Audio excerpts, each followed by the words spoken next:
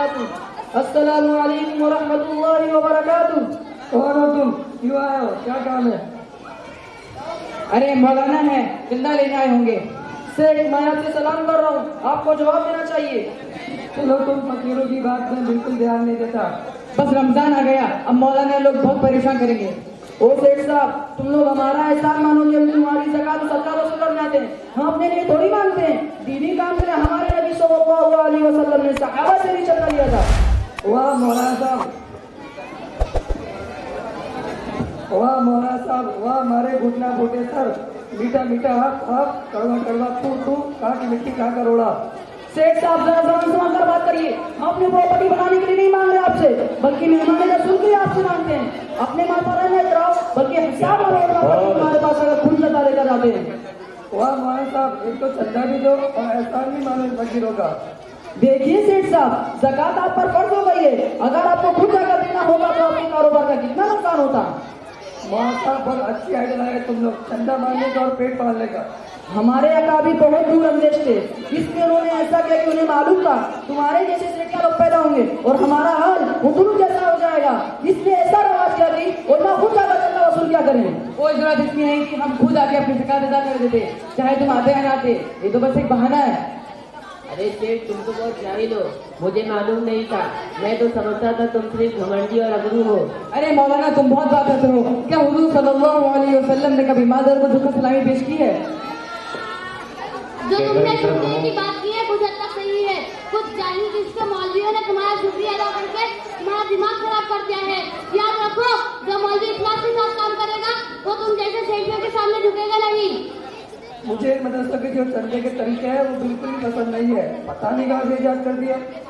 हमारे अशराफ ने बहुत सोच समझ कर ये फैसला किया है कि हमारे मुल्क का हाल कहीं उर्दूस और बुखारा जैसा न हो जाए। उनका क्या हाल हुआ था जो हमारा होगा?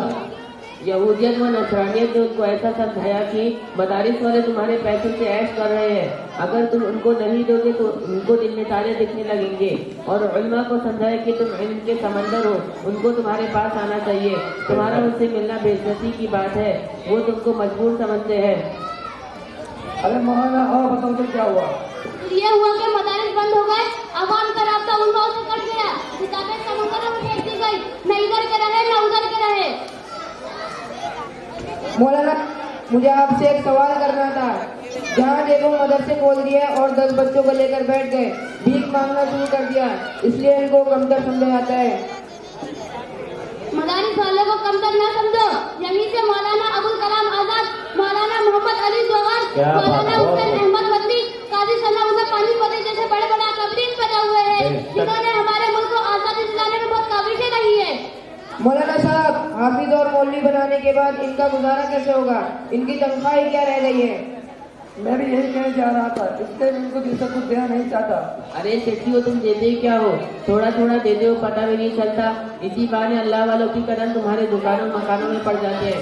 अल्लाह ने कारून को भी मार दिया था और मौतों को मार दिया था, लेकिन फराइज की अदायगी नहीं की तो बर्बाद हो गए। और हजरत उस्मान गनी रज़ियल्लाहु ताला अन्हु को भी मार दिया था, लेकिन उन्होंने फराइज की अदायगी की तो और बरकत हुई।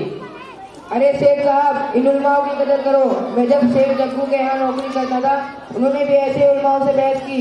आज वो खुद नौकरी करते हैं, करोड़पति से रोड़पति हो गए। सेठ साहब, जल्दी से माफी मांग लो, वरना आप कभी कहीं वही हाल न हो जाए। मौलाना साहब, हकीकत में हमें अपनी ज़कात मदरसे वालों को जाकर अदा करनी चाहिए। आप लोगों का बहुत एहसान है कि आप हमारे माल दोस्त से खर्च करते हैं। आप हमें माफ कर दें। आप सब उनका अपने बच्चों को हाफिज, आलिम, क़ारी, मुफ्ती बनाते हैं जो बहुत कमजोर होते हैं। इनको स्कूल कॉलेज वाले भी नहीं लेते और वो बच्चे उम्र का सरमाया बनते हैं। हमें माफ कर दीजिए।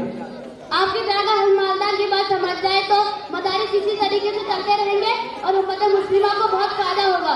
बहुत अब 50,000 की रसीद बनाओ। 50,000। एक साल आगे जोश में।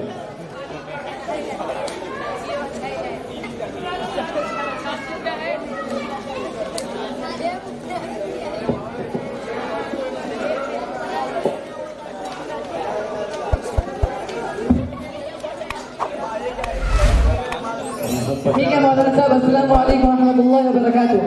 वालेकुम अस्सलाम व रहमतुल्लाहि व बरकातुहू। बहुत